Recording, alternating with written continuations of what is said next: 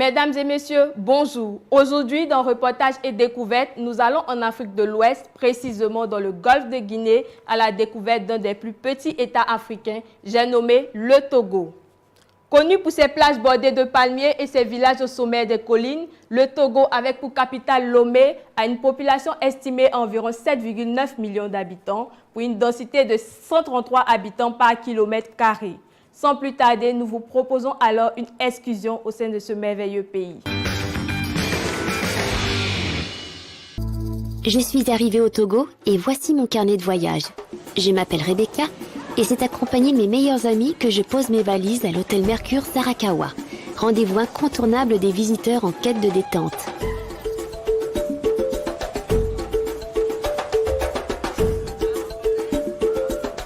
Au bord de la piscine, je profite de la chaleur et du cadre idyllique.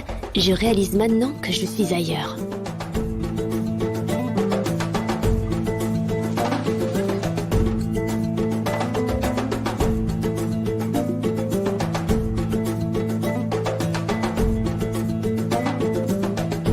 Lomé, capitale bercée par l'océan, offre des lieux de détente fabuleux, de grands espaces pour les sports de plein air.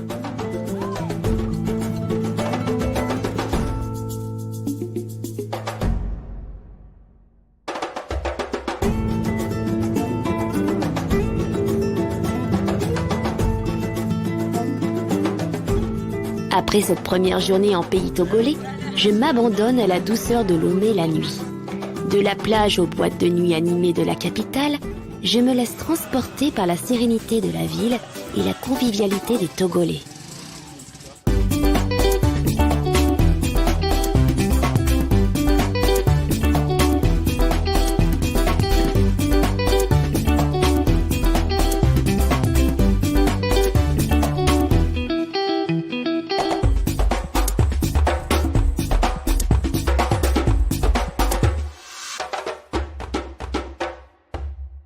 Dès le lendemain matin, je prends la route à bord d'un minibus blanc. Je sillonne à travers des sites remarquables, sur des pistes et des routes pittoresques.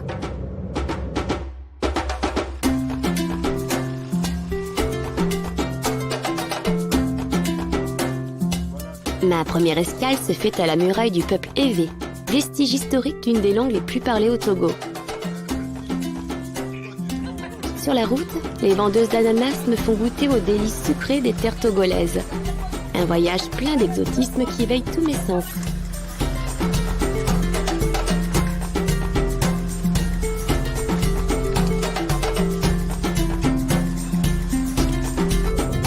Je reprends la route jusqu'à Palimé, située complètement à l'ouest, non loin de la frontière ghanéenne.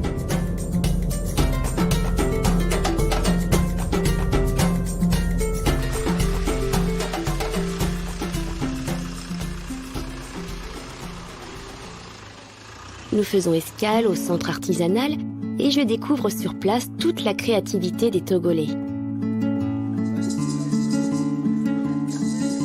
Des instruments de musique aux poteries traditionnelles, je me familiarise avec les 1000 couleurs, les 1000 talents. Je suis sûre que tous ces souvenirs donneront le sourire à mes proches.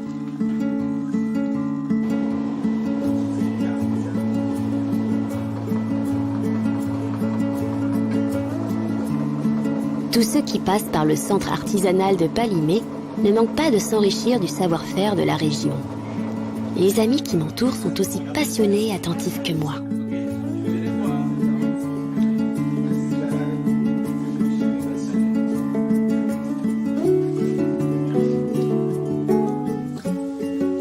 Je reprends ma route, loin des sentiers battus et des pistes balisées. Le Togo se laisse découvrir peu à peu, à qui sait le questionner, le regarder, le ressentir. Après quelques jours ici, je ressens déjà l'envie d'apporter ma pierre à l'édifice, d'aider les autres. J'aimerais donner aux Togolais ce qu'ils n'oseront jamais demander, aux enfants surtout. Au détour d'une école, je me fonds parmi les élèves d'une classe de primaire, tous très attentifs et curieux. Les enfants sont aussi ébahis que moi face aux paroles sages de l'enseignant.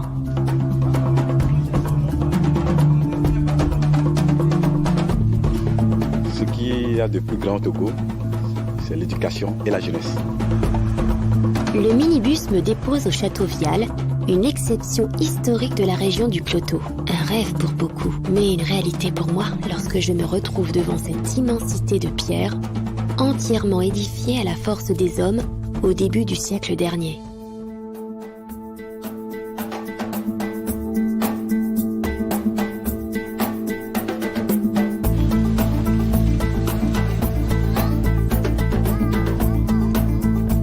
La nature m'appelle. Et c'est à pied que je pars à la conquête de la montagne pour découvrir les plantes médicinales, le cacao, le café et tout ce que la flore offre de meilleur.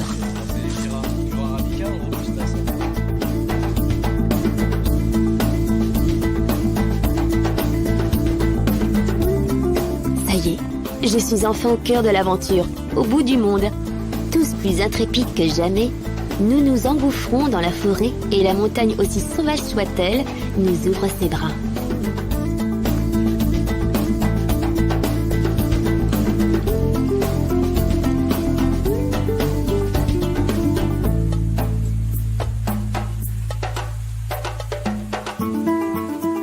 Comme un trésor enfoui, les cascades se révèlent et viennent perturber le calme des montagnes. La fraîcheur de l'eau est une victoire inespérée après ce fabuleux périple. Quand on voit la végétation de chez nous, c'est impressionnant. La douce aventure continue. Je me laisse porter par mon désir d'explorer, de découvrir, de rencontrer. Me voici au cœur d'un pays qui résume à lui seul l'Afrique en miniature. Voyageuse émerveillée, je file à la découverte de ces paysages pluriels et je constate que les hommes ont réussi à défier la nature. Le barrage de Nongbeto est le symbole de toutes les ambitions. La preuve que le Togo n'est pas si petit et qu'il fait les choses en grand.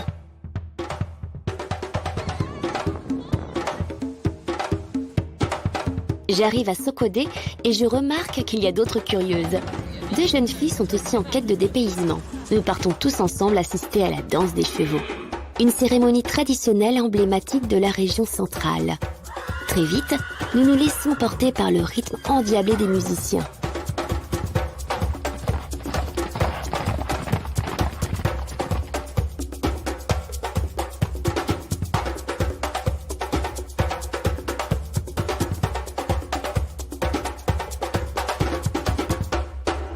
Puis, la danse des couteaux commence. Spectaculaire et terrifiante à la fois.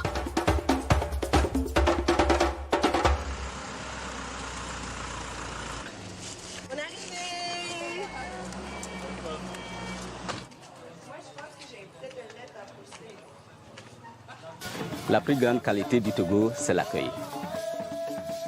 À la nuit tombée, le ciel noir s'habille de sa plus belle parure. Les danses du feu réveillent les esprits. Même si les secrets resteront bien gardés par les tenants des cultes, je ressens une atmosphère mystique qui donne au Togo sa grâce surnaturelle.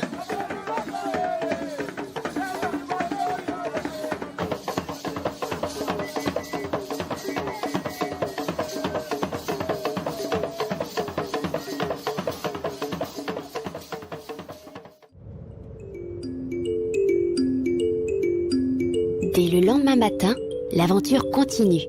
Ici, tout est différent, tout est plus grand, tout est plus étonnant.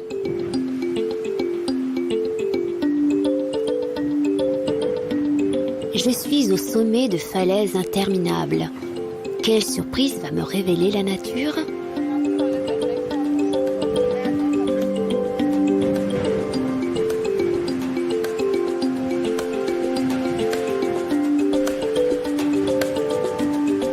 Je prends mon courage à 2 mains pour défier la montagne et descendre la falaise à la découverte des grottes de Nok. Et dire qu'à l'époque, les hommes descendaient avec de simples lianes pour s'y cacher et échapper aux esclavagistes. Elles sont aujourd'hui le passage obligé des amoureux de lieux insolites.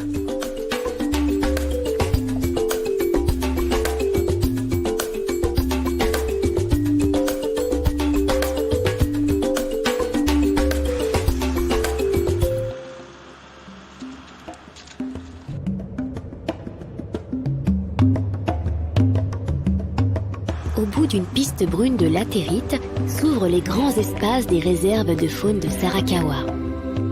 Le Togo est l'Afrique de tous mes rêves. La savane à perte de vue et les animaux au plus près de leurs instincts sauvages. Les zèbres, les gnous et les singes se sont tous donnés rendez-vous pour que mon dépaysement soit total.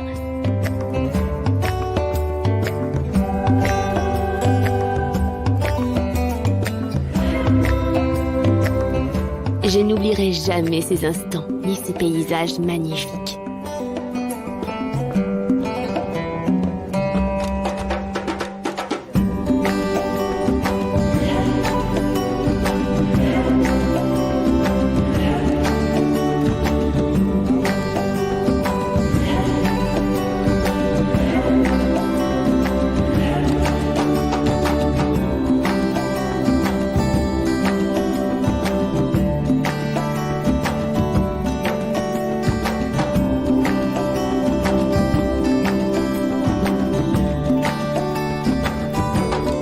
J'apprends que le Togo s'engage à réintroduire les éléphants.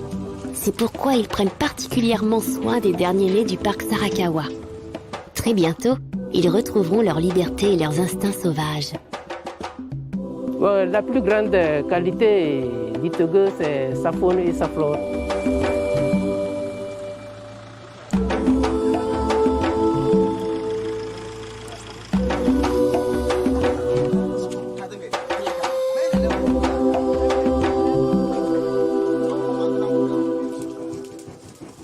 À Tcharé, la puissance et la passion des forgerons m'étonnent.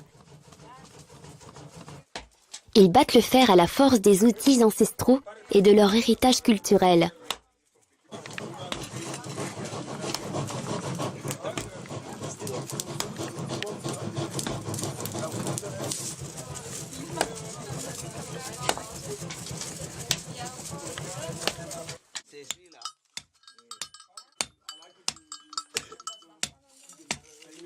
Ils fabriquent des couteaux et instruments de musique qu'ils revendent ensuite dans les marchés alentours.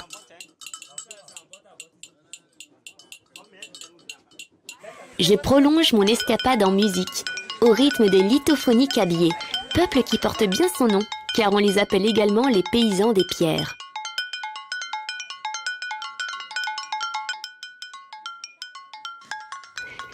Ces symphonies traditionnelles passionnent tous les Togolais, même les plus jeunes. Je garde en moi l'empreinte indélébile de cette mélodie minérale.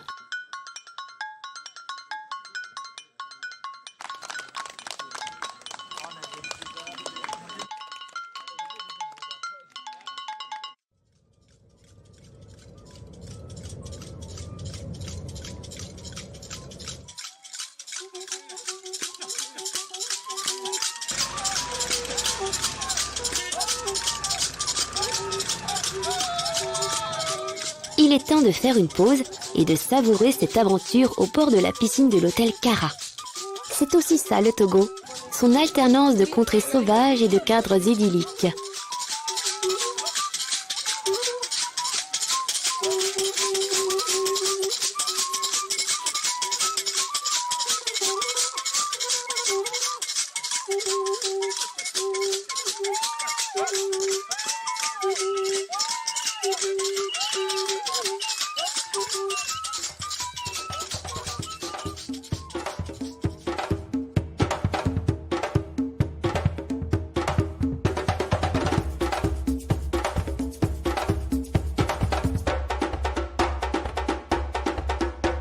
Mon voyage ne serait rien sans la lutte des Evala, une cérémonie incontournable en pays kabyé.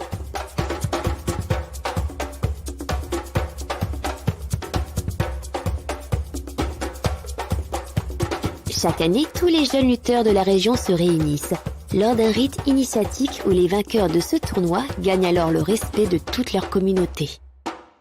Seuls les plus téméraires oseront s'affronter. Tout le monde encourage ces jeunes kabyés qui seront bientôt des hommes.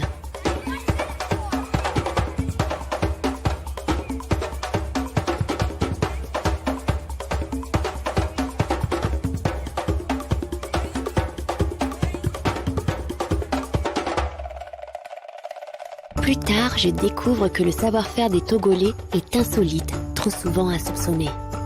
Au centre artisanal des handicapés, la différence ne se manifeste que par la beauté des couleurs et la sincérité de leur talent. Chacun me fait partager un peu de son art.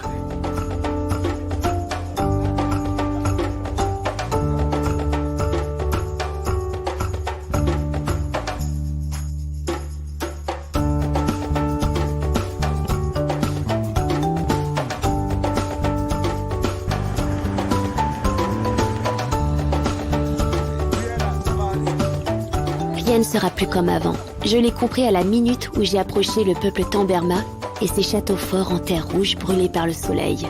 Ultime et désuet rempart contre les fauves et les ennemis de jadis.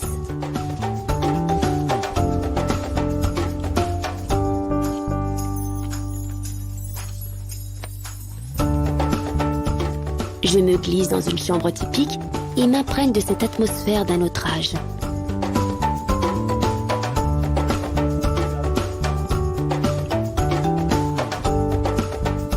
La grande qualité du Togo, c'est les traditions.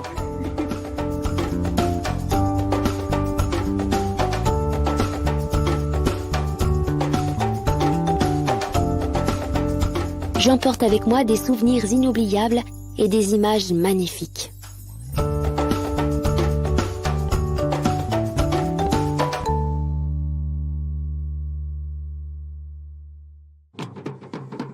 Je suis maintenant à l'extrême nord du Togo, non loin de la frontière avec le Burkina Faso.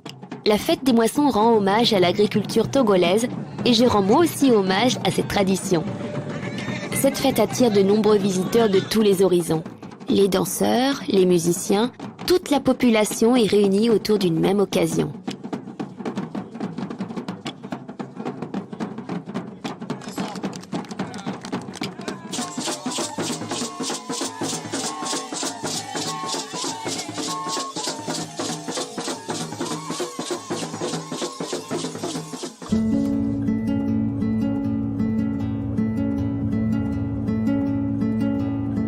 Je continue d'embrasser l'âme du Togo et je m'engouffre dans le marché de Dapaong.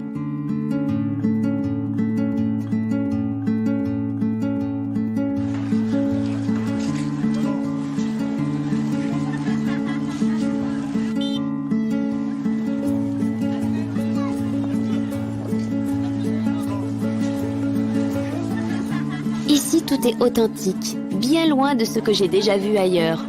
Partout autour de moi, les couleurs, les étoffes, les poteries sont un vrai régal pour les yeux.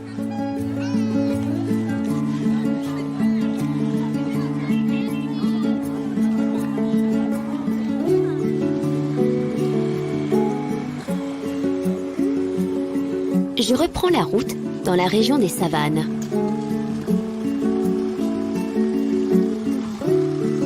Et au milieu de nulle part, tel un mirage, se dresse un rocher gigantesque couvert de magnifiques peintures rupestres. Découvertes il y a peu de temps, elles sont pourtant vieilles de plusieurs milliers d'années. La preuve qu'au Togo, l'histoire est partout.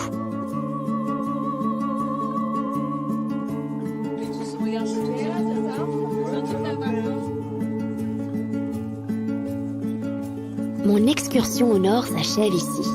Mais l'aventure n'est pas finie. Je dois déjà reprendre la route.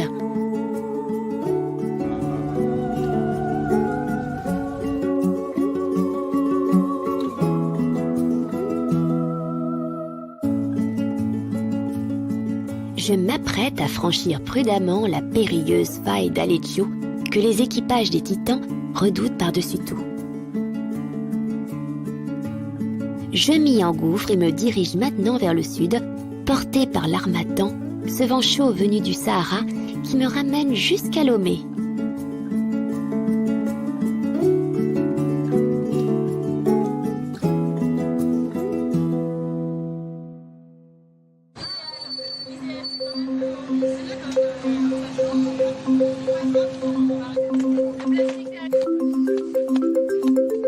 Ce voyage est riche en découvertes et en rencontres. Le Togo est le carrefour de tous les curieux, de tous les amoureux d'aventure. Le temps d'une escale, je rejoins de nouveau la capitale. Lomé, en pleine métamorphose urbaine, me fait partager son effervescence. Mes amis profitent de la beauté de la plage pour s'évader à cheval et j'observe les pêcheurs qui ramassent leurs filets.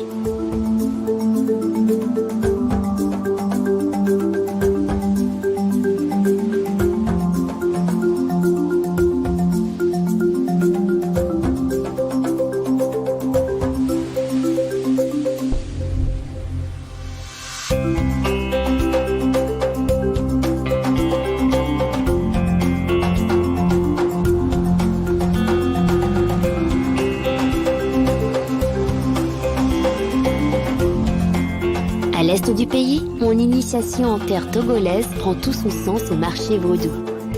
Les étals de fétiche me transportent au cœur de la sorcellerie africaine. Je n'y croyais pas avant de venir ici, mais le mysticisme est partout et mon imagination laisse entrevoir les rites les plus énigmatiques.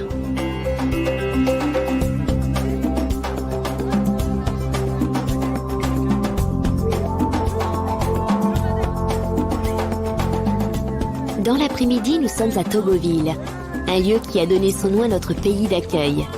Destinés initialement à la pêche, les pirogues accompagnent également les voyageurs d'une rive à l'autre.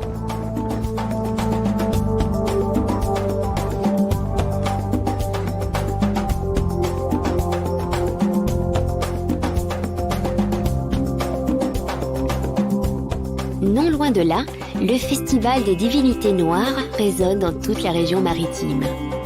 Ce rendez-vous annuel rassemble toutes les cultures de l'Afrique de l'Ouest pour rendre hommage au patrimoine africain. Toujours en dansant et en chantant, bien sûr.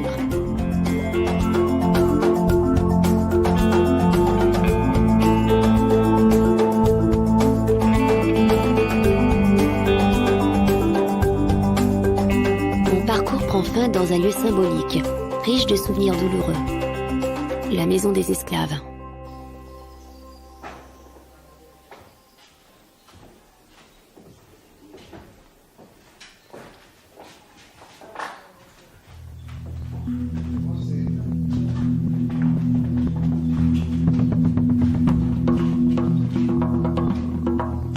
Ici règne une atmosphère particulière. Je me sens toute petite face à l'histoire de ces hommes et femmes qui ont vécu ici. Ce plancher sous lequel ils étaient tous entassés pour un voyage sans retour, nous ne l'oublierons jamais.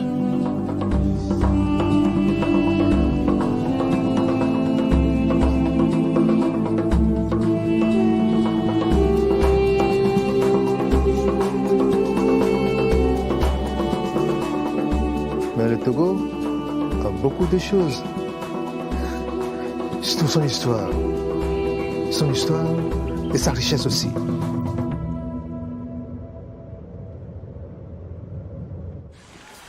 Mon voyage est quasiment terminé et je veux goûter une toute dernière fois aux délices du Togo. La plus grande qualité du Togo, c'est la cuisine. Entourée de tous mes amis et mes compagnons de route, je savoure mes derniers instants ici. Je n'oublierai jamais ces visages, ces regards complices et ces éclats de joie. Car sur cette terre hospitalière, le visiteur est honoré, l'étranger considéré avec égard, le voyageur reçu comme un messager venu d'un autre monde, à qui l'on offre la route. Voilà, c'est tout pour aujourd'hui. Nous espérons que vous avez aimé ces 26 minutes d'antenne en notre compagnie. Rendez-vous est pris pour un nouveau numéro sur First TV Africa.